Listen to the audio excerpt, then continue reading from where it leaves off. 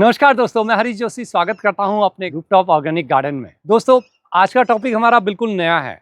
हम लोग हज़ारों रुपए खर्च करते हैं, गार्डनिंग में करते हैं। खासतौर पे मैंने ऐसे बहुत सारे मेरे मित्र देखे हैं, वो कहते हैं सर हम तो हज़ारों रुपए की खाद लाते हैं, मिट्टी इधर से लाते हैं, उसमें पता नहीं क्या-क्या मिलाते हैं, फिर भी हमारे प्लांट्स में वो बात नहीं होती जो आपके प्लांट्स में होती है। आप इनमें क्या खाद डालते हैं?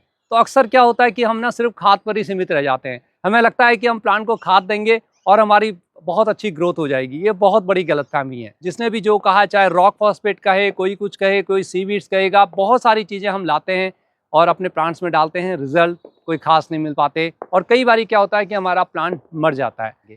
क्योंकि आपको अपनी मिट्टी को अच्छा बनाना है। मिट्टी में दोस्तों करोड़ों करोड़ों माइक्रोब्स होते हैं, हमारे बहुत सारे केचुए उसके अंदर होते हैं, वो सांस लेते हैं, उनको हवा चाहिए, उनको सफोकेशन नहीं चाहिए। अगर मिट्टी हमारी टाइट होगी ना, तो मिट्टी के अंदर हवा का प्रेशर नहीं रहेगा, ऑक्सीजनेट नहीं होगी, तो आप कितना भी उसमें खाद डाल दीजिए, आपको बहुत बेहतरीन रिजल्ट नहीं मिलने वाले। आप गर्मियों में देखते हैं इतनी ज़्यादा गर्मी है, लेकिन मेरे प्लांट्स बहुत हरे भरे रहते हैं। ये बेसिक होता है कि आपने उसमें सॉइल मिक्सचर क्या दिया है।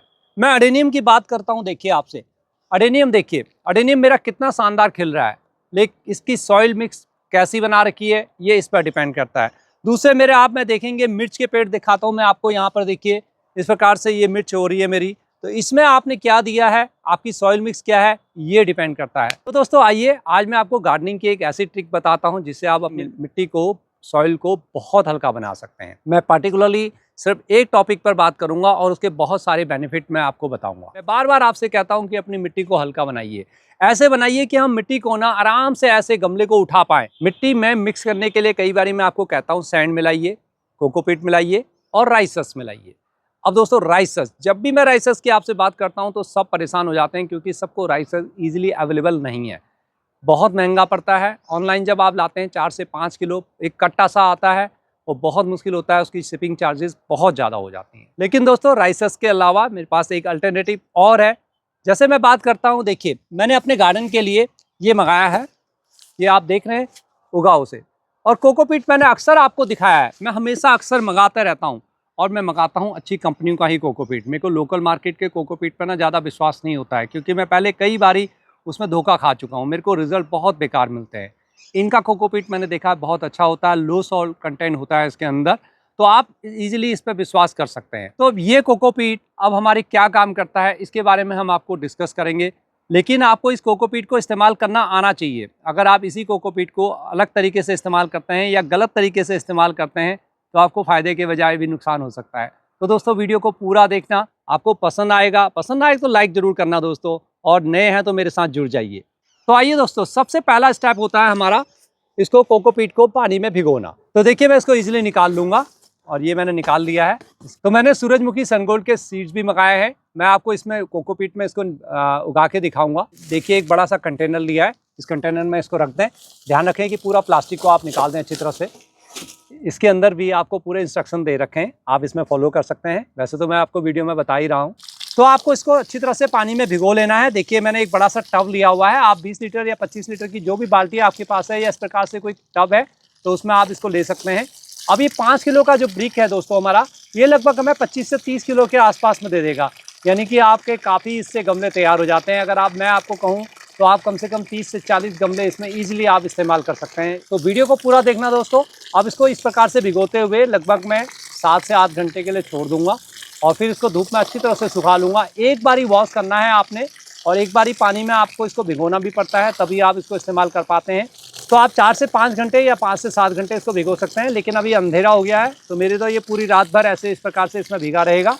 तो दोस्तों देखिए अब ये बिल्कुल सूख गया है, हमने इसको एक बार अच्छी तरह से पानी में धो लिया था। एक ही बार धोने की इसको आवश्यकता है, क्योंकि इसके अंदर सॉल्ट कंटेंट बहुत कम है। और देखिए इसकी क्वालिटी जो मैं आपको बता रहा था, यही मैं आपके साथ दिखाना चाहता हूँ कि देखिए ये जो कोकोपीट होता है ना, इसमें ये जो आप रेसा देख रहे हैं ये बहुत कम मिलेगा आपको इसके अंदर। ये इसके बेहतरीन क्वालिटी जो आप देख रहे हैं ये है, यही आपके लिए इंपॉर्टेंट है कि आपका कोकोपीट कैसा निकलता है। कई बार आप देखेंगे तो उसमें बिल्कुल सारे रेसे रेसे ही हो जाते हैं, तो उसका रिजल्ट फिर हमें अच्छा नहीं मिलता है। तो आइए अब देखते हैं इसके क्या क्या लाभ हैं और कैसे हम इसको कोकोपीट को अपने गार्डनिंग में इस्तेमाल कर सकते हैं। तो दोस्तों सबसे पहले जो इसका इस्तेमाल किया जाता है अपनी मिट्टी को अपने पोरस बनाने के लिए, हल्की बनाने के लिए। जब हमारी मिट्टी इस प्रकार से, देखिए ये बहुत टाइट होती है ना, आप देख रहे हैं ये प्लांट में ना अच्छी तरह से डेवलप नहीं हो पाया। उस समय मेरे पास मिट्टी की कमी थी, या कोकोपीट नहीं था, तो मैंने देखिए इसको मिट्टी को ऐसे बनाया, इसमें खाद लगाई, लेकिन इसका रिजल्ट मुझे सही नहीं मिला। क्योंकि इसकी जो मेरी मिट्टी है, ये देखिए खुरपी डालने के पश्चात भी ये बहुत हार्ड है। जबकि मैं आपको कई बार अपनी मिट्टी दिखाता हूँ तो मैं अपनी उंगलियों को इस प्रकार से इसमें डाल पाता हूँ। तो रिजल्ट क्या होता है कि हमारा प्लांट ग्रोथ नहीं कर पाता है, उसकी रूट्स जो है ना नीचे की ओर नहीं जा पाती है, नीचे से उसका एयरी सिस्टम नहीं बन पाता है। मिट्टी टाइट होने के बहुत नुकसान होते हैं। तो इस मिट्टी को अब मैं कैसे बहुत अच्छा बनाऊंगा, आइए देखते हैं। तो देखिए इसकी मैं सारी मिट्टी ये निकाल लूंगा, और ये देखिए मैंने हालांकि इसमें नीचे से वेल ड्रेन मिट्टी बना रखी है। ये देखिए इसकी मिट्टी में अधिक से अधिक निकाल लूंगा। देखिए अभी मैं फिलहाल इतनी मिट्टी ले रहा हूँ आपको दिखाने के लिए।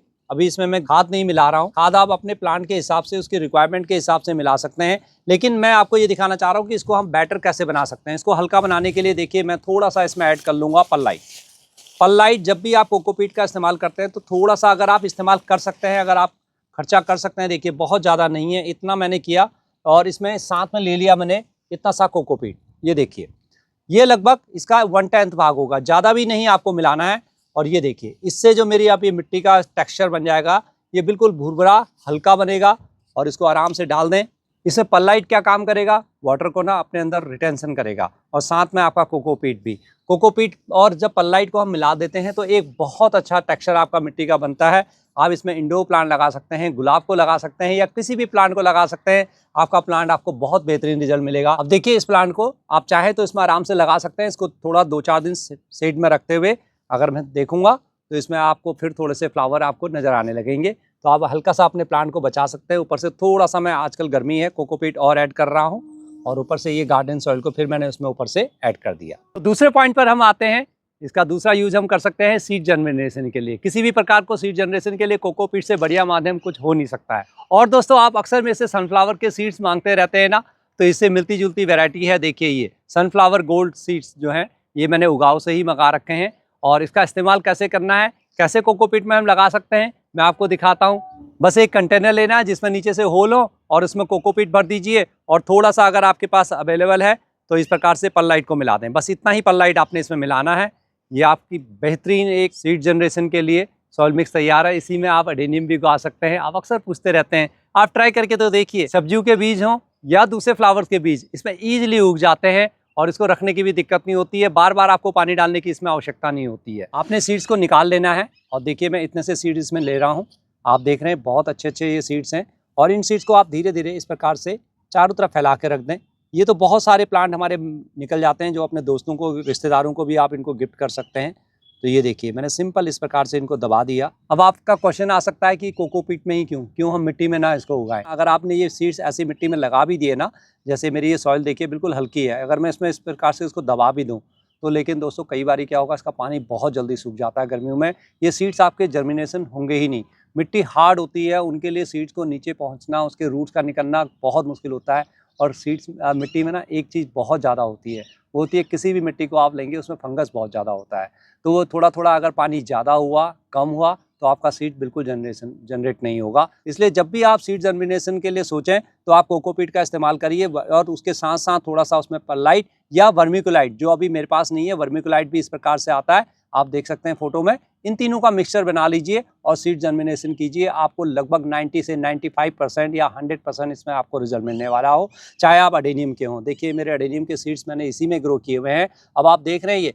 अच्छा, इसका एक और फ़ायदा है कि अब आप, ये गर्मी है तो ये सीड इसमें ना मॉइस्चर बना रहता है। अदरवाइज़ क्या होगा कि ये मॉइस्चर बहुत जल्दी सूख जाएगा, इतनी गर्मी है। और अगर आप कोकोपीट के अंदर वाटर रिटेंशन की काफ़ी क्वालिटी होती है, तो आपके जो इस प्रकार के जो छोटे छोटे प्लांट हैं ना, ये एकदम ख़राब नहीं होते हैं। ये सीड रखने के पश्चात एक लेयर हल्की सी ना कोकोपीट की रख दीजिए। अब ये कोकोपीट का यहाँ भी फ़ायदा है आपको। आपका कोकोपीट थोड़ा ज़्यादा भी हो जाता है ना, जो वेट होता है इसका बहुत हल्का होता है, तो सीड्स आपके ईजिली जर्मिनेट होते हैं। इसमें हल्का सा आपको पानी डाल देना है, बहुत ज़्यादा इसको सौगी नहीं बनाना है, ये ध्यान रखिए। और ये सीड जर्मिनेशन लगभग आपके 8 से 10 दिन या ज़्यादा से ज़्यादा 12 से 15 दिन के अंदर ईजिली जर्मिनेट हो जाएंगे। इसको बिल्कुल तेज़ धूप में ना रखें, इसको छाया में रखें, और इसको ऐसी जगह रखिए जहाँ इनडायरेक्ट सनलाइट आती हो या हल्की सी रोशनी आती हो, बस उतना ही बहुत है दोस्तों। तो आप में से सूरजमुखी के फ्लावर मांगते रहते हैं, क्योंकि मैं ऑनलाइन नहीं भेज पाता हूँ, लेकिन आपके पास ऑप्शन है कि इस प्रकार से आप उगाव से मंगा सकते हैं ये सीड्स भी, जो इजीली अवेलेबल है। इनकी पैन इंडिया डिलीवरी है। मानसून का सीजन आने वाला है, बहुत सारी कटिंग लगाने वाले हैं, मैं भी तो बहुत सारी लगाता हूँ। देखिए मैंने ये ड्रैगन फ्रूट उगा रखे हैं। बहुत सेम प्रोसेस है। इसी प्रकार से आप सॉइल मिक्स तैयार कीजिए, जैसे कि मैंने आपको अभी सीड जनरेशन के लिए बताया। लेकिन इसका गमला थोड़ा सा बड़ा लें, बहुत ज़्यादा आप लेने की आवश्यकता नहीं है। थोड़ा सा जो गहराई जो है 6 इंची या 4 इंची, उससे ज़्यादा गहरा मत लीजिए और इसमें इसको दबा दीजिए। एक बार वाटर डाल दीजिए। मानसून के सीजन में बहुत ज़्यादा पानी डालने की आवश्यकता नहीं पड़ेगी। जब अच्छी तरह से ये कोकोपीट आपका सूख जाए, उस पर फिर दोबारा से पानी डालिए और आप देखेंगे 15 से 20 दिन में किसी भी प्लांट की आपको ईजिली उसमें रूट अवेलेबल मिल जाएगी।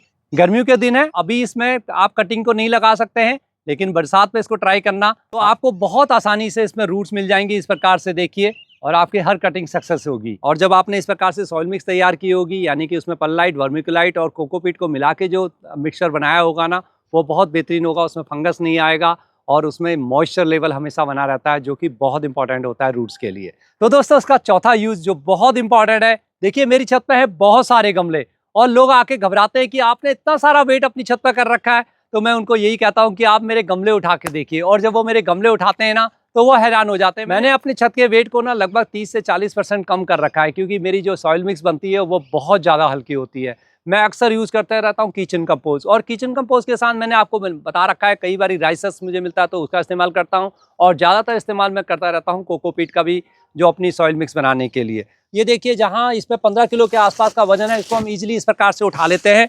हालांकि ये ग्रो बैग है, लेकिन फिर भी इसके अंदर जो सॉइल है ना, वो बहुत ज़्यादा है। आप देख रहे हैं, इजीली उठा पाते हैं। इसका एक फ़ायदा और होता है कि जैसे हमने इसको उठाया तो हमारे शरीर का जो वेट होता है ना, कई बार हमारे रीढ़ पर इसका बहुत ज़्यादा प्रेशर पड़ता है, और इस प्रकार से गमले हमारे इधर से उधर करने में आपको स्लिप डिस्क की प्रॉब्लम हो सकती है, कमर दर्द की समस्या हो सकती है, जो मुझे है। लेकिन देखिए, आपके सामने मैं इसको इजीली उठा पा रहा हूँ, क्योंकि ये बहुत हल्का होता है। आपके पास और भी ऑप्शन है, लेकिन कोकोपीट एक बहुत अच्छा ऑप्शन है जो इजीली अवेलेबल है। लेकिन मिलाना कितना है, ये इंपॉर्टेंट है। ऐसा नहीं कि आप कोकोपीट के अंदर ही इतने बड़े प्लांट्स को लगा देंगे और आपको बहुत बेहतरीन रिजल्ट मिलेंगे। जी नहीं, आपको कोकोपीट मैक्सिमम 10% 15% तक मिलाना है, और साथ में मिलाने हैं सूखे पत्ते और अपनी ऑर्गेनिक खाद मिलाएंगे और मिट्टी मिलाएंगे। मिट्टी को आप 30 से 40% रखिए, मिट्टी का ही तो भार होता है, और मिट्टी में फंगस की समस्या भी नहीं आएगी। तो दोस्तों, इसका पांचवा इस्तेमाल है हैंगिंग बास्केट। जी हाँ, जब भी आप इस प्रकार से हैंगिंग बास्केट बनाते हैं, जो हम विंटर के अंदर बहुत ज़्यादा बनाते हैं, जब हम अपने फ्लावर्स के प्लांट इसमें लगाते हैं, तो इसमें इसका इस्तेमाल कर सकते हैं। बहुत ही लाइट वेट होती है। देखिए, आपके छत पे बहुत ज़्यादा वेट नहीं पड़ता। और मेरे देखिए जेट प्लांट, बिल्कुल गर्मी के दिन है, इस समय 44 डिग्री टेम्परेचर चल रहा है, बिल्कुल मिट्टी सूखी पड़ी है, बहुत कम पानी मैं इसको देता हूँ। देखिए, लेकिन मेरा ये बिल्कुल स्वस्थ है और कभी ख़राब नहीं होते हैं। लेकिन हाँ, हैंगिंग बास्केट बनाते वक्त भी आप ध्यान रखें कि बहुत ज़्यादा कोकोपीट नहीं मिलाना है। लगभग 20%, यानी कि 1/5 भाग आप इसका मिला सकते हैं, ज़्यादा नहीं। उससे आपकी सॉइल भी हल्की हो जाएगी और उसमें रूट्स भी बहुत ईजिली नीचे जाएंगे। आप थोड़ा बहुत किचन गार्डनिंग करते हैं या अपने लिए कुछ भी लगाना चाहते हैं, तो उसके लिए कोकोपीट बहुत ही लाभकारी है। देखिए, मैं आपको दिखाता हूँ। ये इस प्रकार के जो डब्बे आते हैं ना, जो आप आजकल कई बारी मार्केट से कुछ भी खरीद के लाते हैं, तो आपको ईजिली मिल जाते हैं। तो बस इसके अंदर कोकोपीट भर दीजिए, थोड़ा सा इसमें इस प्रकार से वर्मिकुलाइट या परलाइट मिला दीजिए। आप इसमें माइक्रोग्रीन्स उगा सकते हैं। अगस्त सितंबर में मैं माइक्रोग्रीन्स उगाता हूँ, इसमें बहुत ईजिली उगते हैं। अब आप कहेंगे मिट्टी के अंदर उगा के देखिए, आपको रिजल्ट 40% 50% के अंदर मिलेंगे। लेकिन जब इस प्रकार के सॉइल मिक्स में आप लगाएंगे, तो आपको रिजल्ट जो है ना 90% से अबव मिलेंगे। आप करके देखिए, फिर देखिए। और ये देख रहे हैं आप, पुदीना मेरा कितना अच्छा, इतनी गर्मी हो रही है, हर चीज मेरा इस वक्त मुरझा रखा है। आप देख रहे हैं सारे प्लांट लगभग बिल्कुल डेड से हो रहे हैं, लेकिन मेरा पुदीना मुस्कुरा रहा है। इसका रीजन क्या है दोस्तों? इसकी रीजन है इसकी मिट्टी, इसके अंदर नीचे जो मॉइस्चर होल्ड करने की मैंने इसमें शक्ति बना रखी है। तो आप सूखे पत्ते इस्तेमाल कर सकते हैं, या इसी प्रकार से इस कोकोपीट का इसमें इस्तेमाल करिए। लगभग 10% 15% आपको ऐसे ही बेहतरीन रिजल्ट मिलेंगे। सर्दियों में जब आप धनिया लगाते हैं, तो उसमें कोकोपीट का इस्तेमाल करिए। आपका जो धनिया होगा वो बहुत अच्छा उगेगा। बस आपको सही रेशियो पता होना चाहिए। ऐसा ना करें कि इसके अंदर आपने 30% तक कोकोपीट मिला दिया, उससे थोड़ा सा नुकसान हो सकता है। जब ज़्यादा वाटरिंग होगी ना, तो ज़्यादा कोकोपीट होगा, तो फिर वो वाटर को ज़्यादा मॉइस्ट कर लेगा और फिर आपके रूट सिस्टम उसका ख़राब हो जाएगा। इसलिए उसकी सही क्वांटिटी को पहचानना बहुत ज़रूरी है। तो दोस्तों, सातवां कोकोपीट का बेनिफिट ये है कि आप इसको ना गर्मियों में मल्चिंग के लिए भी यूज़ कर सकते हैं। आप मेरा ये गुलाब का प्लांट देख रहे हैं, सुबह इसमें बहुत सारे फ्लावर्स से खिले हुए थे, लेकिन ये आज 44 डिग्री के टेम्परेचर को ना सह नहीं पाया। अब इसकी फूलों की हालत बहुत ख़राब है। लेकिन मैं चाहता हूँ मेरा प्लांट ना मरे। फूल तो कोई बात नहीं है, फ्लावर्स तो मेरे को बाद में मिलेंगे, लेकिन मैंने अपने प्लांट को बचाना है दोस्तों। और मैंने जो वीडियो आपको बताई थी ना गुलाब की, उसमें मैंने आपको बताया था कि इसको आप मल्चिंग कर सकते हैं, कोकोपीट से भी कर सकते हैं, दूसरी चीज़ें भी मैंने आपको बताई थी। तो आपको सिंपल ही देखिए क्या करना है, थोड़ा सा मिट्टी इस प्रकार से हटा लें और अपनी ये कोकोपीट को आप ऊपर से ऐसे डाल दें। लेकिन ध्यान रखिए जब बरसात का सीजन आएगा ना तो ये कोकोपीट को आप हटा भी सकते हैं। देखिए अब इसमें क्या होगा, ये देखिए मैंने करीब करीब इसमें 1.5 से 2 इंची का लेवल बिल्कुल कोकोपीट का रख दिया है। आप चाहें तो उसको हल्का सा, क्योंकि आंधी आती है या कोई चीज़ आती है ना तो ये उड़ जाता है, तो हल्का सा पत्थरों से, किसी भी क्ले पत्थरों से या कुछ भी स्टोन जो भी आपके पास हैं गार्डन में अवेलेबल है, नहीं है तो लकड़ी के टुकड़े, उससे इसको थोड़ा सा दबा दें। इसके अंदर मॉइस्चर लेवल बना रहेगा। ये सिर्फ गुलाब के साथ नहीं है दोस्तों, जितने भी आपकी गार्डनिंग में है ना, आप हमेशा मल्चिंग करें। दोस्तों बेस्ट ऑप्शन होता है ड्राई लीव्स, लेकिन बहुत सारे लोग, शहरी लोग ड्राई लीव्स हर एक कोई नहीं ला सकता है, तो आपके लिए नेक्स्ट बेस्ट जो है वो यही है दोस्तों, कोकोपीट। इसका 1.5 से 2 इंची आप इस प्रकार से गमलों में मल्चिंग कर दीजिए। अपने जो पौधे हैं, जो सब्जियों के पौधे हैं, वहाँ पर उसको मल्च कर दें, जिससे कि उनको ज़्यादा गर्मी ना लगे और वो प्लांट आपके ख़राब ना हो। तो मल्चिंग के लिए कोकोपीट एक बहुत अच्छा ऑप्शन है। और बारिश के दिन जब आएंगे तो ऊपर से ये कोकोपीट को हटा के संभाल लीजिए और अपनी सॉइल मिक्स में इस्तेमाल कर लीजिए। बहुत सिंपल है। तो दोस्तों कोकोपीट का 8वां यूजेस जो बहुत इंपॉर्टेंट है, अगर आप हाइड्रोपोनिक खेती करते हैं ना तो वहाँ पर कोकोपीट बहुत इंपॉर्टेंट होता है। इस प्रकार की ट्रेज आप बनाते हैं, इस प्रकार की, यानी कि आप गार्डन के जो छोटे छोटे ये पॉट्स हैं ना, इनको तैयार करते हैं, इनको आप हाइड्रोपोनिक सिस्टम में इस प्रकार से रख सकते हैं। बहुत बेहतरीन रिजल्ट मिलते हैं। बहुत जल्दी वेट कीजिए, मेरे को समय मिलेगा ना तो मैं आपको करके दिखाऊंगा, इससे बहुत अच्छा रिजल्ट मिलता है। और इस प्रकार के देखिए, आप जब भी कोई पौधा तैयार करते हैं, अपने रिश्तेदारों के लिए करते हैं, अपने लिए करते हैं, तो इस प्रकार के पॉट लीजिए और उसमें कोकोपीट मिलाइए और ये पॉट प्लांट ना आपका ख़राब नहीं होता। लगभग ये 3 से 4 इंची तक इसमें रहता है। और गर्मियों के दिन हो तो इसको इसी प्रकार से रख दें, किसी भी गार्डन में किसी भी कोने में रख दीजिए, आपका ये प्लांट ख़राब नहीं होगा। ये कोकोपीट का फ़ायदा है। इसमें एक्स्ट्रा जो पानी होता है ना, वो साइडों से इसमें से निकल जाता है, तो आपका प्लांट खराब नहीं होता है। हाइड्रोपोनिक में सिंपल आपने इसको इसमें पानी में डुबो के रखना होता है। सारा न्यूट्रिशन जो है ना वो इसके जड़ों से निकलता रहता है। इसकी रूट्स फिर बाहर आ जाती हैं, पानी में फैलती हैं और पानी से ही सारा न्यूट्रिशन लेती है। आपको इसमें कुछ भी मिलाने की आवश्यकता नहीं होती है। ये तो आपको मालूम होगा कि कोकोपीट अपने आप में कोई फर्टिलाइजर नहीं है, इस गलतफहमी में मत रहना। इसके अंदर कोई भी न्यूट्रिएंट्स नहीं होते हैं, लेकिन हाँ आप ये न्यूट्रिएंट्स को अब्जॉर्ब बहुत जल्दी कर लेता है और अपने अंदर बहुत जल्दी बांध के रखता है। अब जो मैं ये यूजेस बताने जा रहा हूँ ना, ये कोकोपीट का बहुत इंपॉर्टेंट है, खासतौर पर उन लोगों के लिए जो कंपोजिंग करते हैं, यानी कि किचन कंपोस्ट तैयार करते हैं। अपने किचन का जो वेस्ट है ना वो आप लाते हैं और उसको तैयार करते हैं। कई बारी आप लोगों को सूखे पत्ते नहीं मिल पाते हैं, तो फिर हम क्या करते हैं दोस्तों, उसके लिए ऑप्शन है कोकोपीट। कोकोपीट एक बहुत बढ़िया ऑप्शन है, जहां आप इसको इस्तेमाल करके एज ए ब्राउन मटेरियल इसको इस्तेमाल करते हैं, एज ए ड्राई मटेरियल इसको इस्तेमाल करते हैं। अपने किचन कंपोस्ट में इसको 1:3 के रेशियो में यूज़ करिए, यानी कि 1 भाग अगर आपने अपना हरा कंपोस्ट रखा है तो 3 भाग इसको मिला दीजिए। ये कोई बहुत ज़्यादा नहीं होता है। उसके बाद जो आपको उसका कंपोस्ट तैयार होगा ना 40 से 50 दिनों में, वो बहुत हल्का होगा, आपकी गार्डन सॉइल के लिए बहुत ही बढ़िया होगा। तब आपको वहाँ पर ना कोकोपीट मिलाने की आवश्यकता नहीं है मिट्टी में। बस सिंपल आप गार्डन सॉइल लीजिए, 50% अपने उस कंपोस्ट को लें और 50% आप अपनी गार्डन सॉइल ले लीजिए, या 40% गार्डन सॉइल ले लीजिए और 10% उसमें थोड़ा सा गोबर की खाद या वर्मी कंपोस्ट मिला दीजिए। आपके रिजल्ट अमेजिंग होंगे। आप झंझटबाजी में नहीं पड़ना चाहते, इस प्रकार से 1-2 ब्रिक मंगा लीजिए। 25 किलो आपके पास तैयार है। 25 से लगभग आप 50 किलो किचन कंपोस्ट तैयार कर सकते हैं।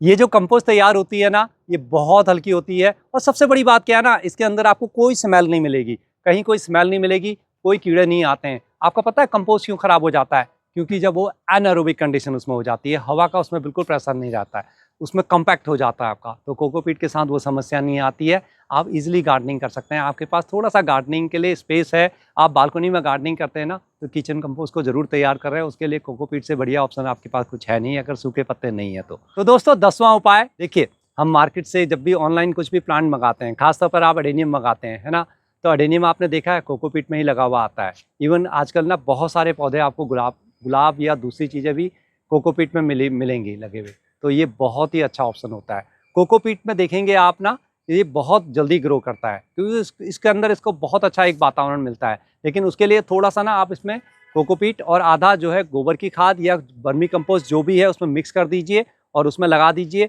इसका वेट एक तो बहुत हल्का रहता है, बहुत ही हल्का वेट हो जाता है। जो ग्रोथ होती है ना वो बहुत ज़बरदस्त होती है, आप देख रहे हैं। बस आपको ध्यान क्या रखना है, जब भी इसका कॉडेक्स कुछ इस प्रकार से हो जाए, थोड़ा सा बड़ा हो जाए, अब जैसे ही बरसात के दिन आएंगे तो फिर आपने इसको ऊपर नहीं रखना है ऐसा, क्योंकि इसके अंदर कोकोपीट होगा, तब आपका ना रूट गलन की थोड़ा सा इसमें समस्या आ सकती है। बहुत सिंपल है, आप तब इनको निकाल के आप अपनी सॉइल मिक्स तैयार कीजिए। बहुत सारे गार्डनर जो है ना उसमें कोकोपीट भी तो इस्तेमाल करते हैं, 10% उसमें भी कोकोपीट इस्तेमाल कर लीजिए। आपकी मिट्टी भी हल्की रहेगी और आपका एडेनियम भी बहुत अच्छा ग्रोथ करेगा। तो दोस्तों ये थे 10 यूजेस जो मैंने आपको कोकोपीट के बताए। तो अगर आप चाहें तो कोकोपीट को ऑनलाइन आप मंगा सकते हैं, उगाओ से मैंने मंगाया हुआ है। इस प्रकार के आपको सनफ्लावर के बीज भी वहाँ मिल जाएंगे। इसके अलावा बहुत सारे वेजिटेबल बीज या फूलों के बीज आपको मिल जाएंगे। रेडीमेड पौधे भी उनमें वहाँ पर आपको मिल जाएंगे, जिनकी सैपलिंग होती है वो आपको ईजिली वहाँ पर मिल जाएंगी। इनकी 14 दिन की रिप्लेसमेंट वारंटी भी है, आप इनसे संपर्क कर सकते हैं। और दोस्तों ये वीडियो मैंने उगाओ के साथ मिलकर बनाई है, मैं डिस्क्रिप्शन में इनका लिंक दे दूँगा। अगर आप इस प्रकार के सीड्स या कोकोपीट मंगाना चाहते हैं तो आपको वहाँ पर इजीली अवेलेबल हो जाएगा। जैसे मैंने आपको बताया 14 दिन की रिप्लेसमेंट वारंटी भी है। तो दोस्तों आप ज़रूर कमेंट में मेरे को बताना कि ये वीडियो आपको कैसे लगी। अच्छी लगी हो तो दोस्तों वीडियो को लाइक करना, और हाँ ज़रूर कमेंट दीजिए कि आपको कहाँ परेशानी आती है, या मेरे को ये भी बताइए कि इसके अलावा कोकोपीट को कहीं और कुछ रह गया हो जहाँ हम इसका इस्तेमाल कर सकते हैं। कई बार ना मेरे जो बहुत सारे सब्सक्राइबर मित्र हैं ना, मेरे को बहुत अच्छी अच्छी बातें बता देते हैं। तो आप और मैं मिलकर इस प्रकार से गार्डनिंग करते रहें। आइए गार्डनिंग को गार्डनिंग के ढंग से करें, बहुत ईजी हो जाती है। हैप्पी गार्डनिंग दोस्तों, फिर जल्दी ही मिलता हूँ किसी और वीडियो में, तब तक के लिए नमस्कार। Happy gardening.